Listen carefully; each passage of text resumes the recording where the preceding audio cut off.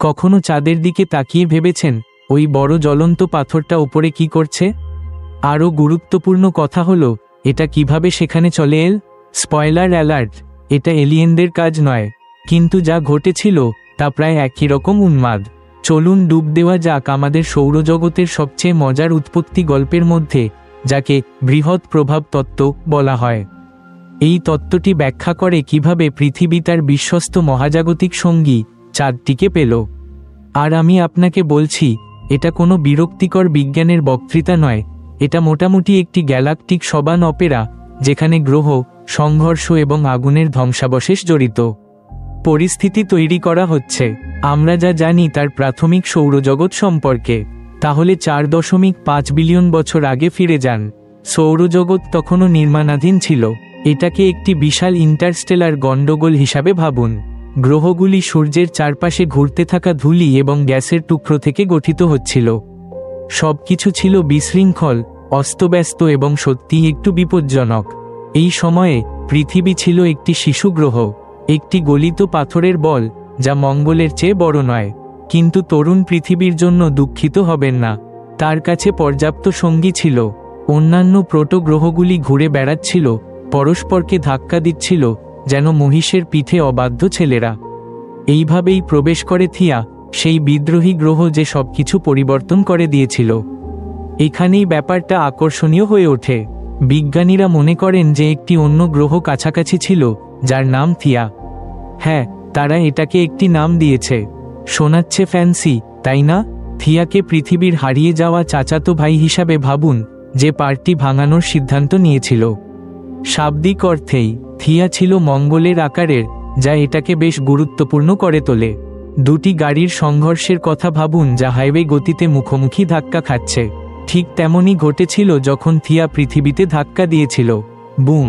বিপর্যস্তকর সংঘর্ষ, খেলা পরিবর্তনকারী বিস্ফোরণ, এটাকে যা ইচ্ছে বলুন, কিন্তু এটা ছিল মহান সংঘর্ষ।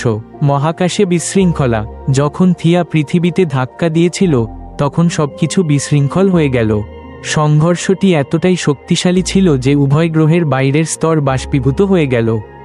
গলিত পাথর, ধাতু এবং গ্যাস মহাকাশে ছড়িয়ে পড়ল যেন নববর্ষের পার্টিতে কনফেটি। কিছু উপাদান পৃথিবীর চারপাশে কক্ষপথে রয়ে গেল, বাকি হয় ফিরে পড়ল, না হয় গভীর মহাকাশে ভেসে গেল। কিন্তু অপেক্ষা করুন, পৃথিবী কেন সম্পূর্ণরূপে ভেঙে যায়নি? ভালো, মহাকর্ষ এসে রক্ষা করল। যদিও সংঘর্ষটি বিশাল ছিল, পৃথিবীর কোর নিজেকে একসাথে ধরে রাখতে সক্ষম হয়েছিল।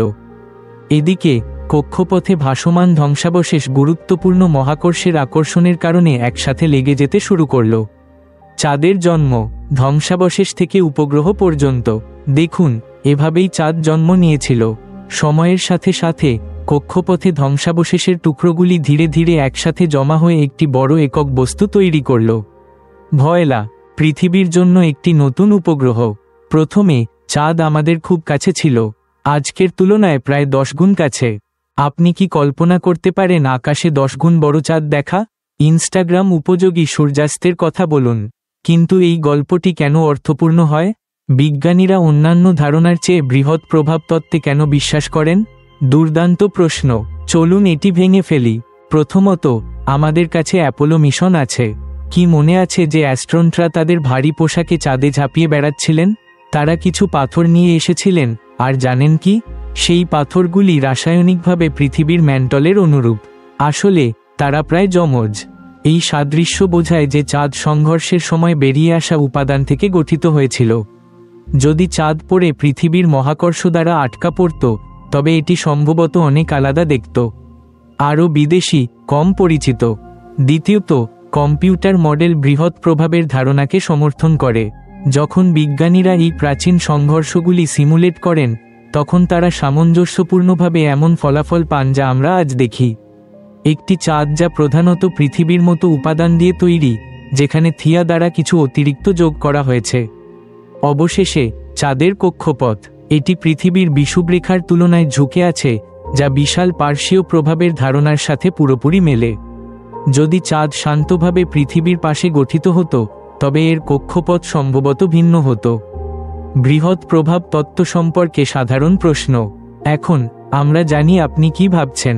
পৃথিবীর জল সম্পর্কে কি সংঘর্ষটি এটি ধ্বংস করে দিয়েছিল? দুর্দান্ত প্রশ্ন। দেখা যাচ্ছে পৃথিবী পড়ে ধূমকেতু এবং উল্কাপিণ্ডের মাধ্যমে তাজা জল পেয়েছিল, তাই না? সংঘর্ষটি আমাদের চিরতরে শুষ্ক রাখেনি। আরেকটি সাধারণ প্রশ্ন, এমন কিছু আবার ঘটতে পারে? ধন্যবাদ, না। সৌরজগৎ সেই জঙ্গলি প্রারম্ভিক দিনগুলির পর থেকে শান্ত হয়ে গেছে। বেশিরভাগ বিদ্রোহী বস্তুগুলি হয় গ্রহের সাথে সংঘর্ষ হয়েছে অথবা পুরোপুরি পাড়া থেকে বেরিয়ে গেছে। শেষ কথা, দুর্ভাগ্যবশত থিয়ার কি হলো? ও নিজেকে বলি দিয়ে আমাদের চাঁদ দিয়েছিল। তার অবশেষ এখন পৃথিবী এবং চাঁদের অংশ হয়ে গেছে। একটু কবিতাময়, তাই না? এটা কেন বিষয়? আপনি হয়তো ভাবছেন, আমি কেন 4.5 বিলিয়ন বছর আগের একটি দুর্ঘটনার বিষয়ে চিন্তা করব? এটা কারণ চাঁদের উৎপত্তি বোঝা পৃথিবীর ইতিহাস বোঝার সাহায্য করে। উদাহরণস্বরূপ, চাঁদ পৃথিবীর হেলানো অবস্থানকে স্থিতিশীল রাখে, যা আমাদের পূর্বাভাসযোগ্য ঋতু দেয়। জীবন যেমন আমরা জানি, স্বাদ কখনোই বিকশিত হতো না। এছাড়াও বৃহৎ প্রভাব জাতীয় ঘটনা অধ্যয়ন করে আমরা বুঝতে পারি কিভাবে গ্রহ গঠিত হয় এবং বিকশিত হয়, শুধু আমাদের সৌরজগতে নয়, বরং সমগ্র মহাবিশ্বে। প্রতিটি আবিষ্কার আমাদের মানবতার সবচেয়ে বড় প্রশ্নের উত্তরের দিকে নিয়ে যায়। আমরা কি একা? তাই পরের বার যখন আপনি চাঁদের দিকে তাকাবেন, মনে রাখবেন, এটি কোনো র্যান্ডম পাথরের টুকরো নয়। এটি অর্বুদ বছর আগে আগুন এবং বিশৃঙ্খলায় গঠিত মহাজাগতিক ইতিহাসের একটি অংশ। থিয়ার কারণে আমাদের রয়েছে একটি সুন্দর প্রাকৃতিক উপগ্রহ যা প্রতি রাতে আমাদের আকাশ আলোকিত করে। আর হ্যাঁ, যদি আর কিছু না হয়, এখন আপনার কাছে বন্ধুদের পার্টিতে মুগ্ধ করার জন্য একটি অসাধারণ মজার তথ্য আছে। শুধু বলুন, আপনি কি জানেন যে চাঁদ একসময় পৃথিবীর অংশ ছিল?